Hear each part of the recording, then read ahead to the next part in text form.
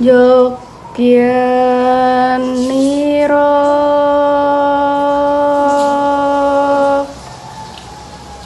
kang para prajurit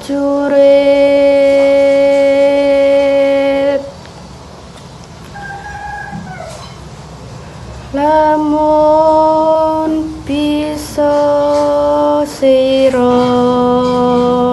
anulodo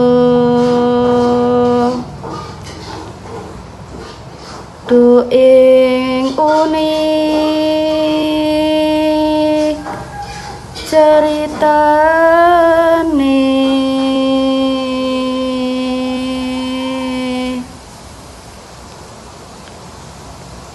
andelira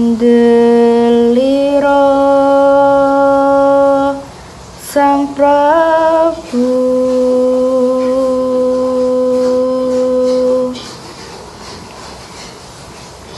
sasra bau ing Maespati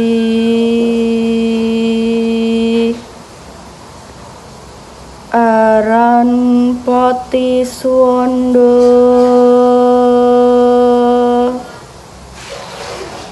lelabuhan nipun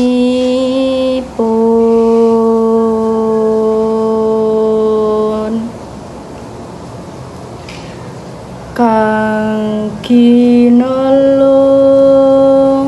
riprakarya guna kaya purune kang den antepi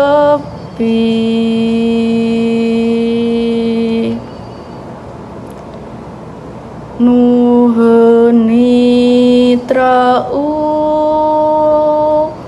utama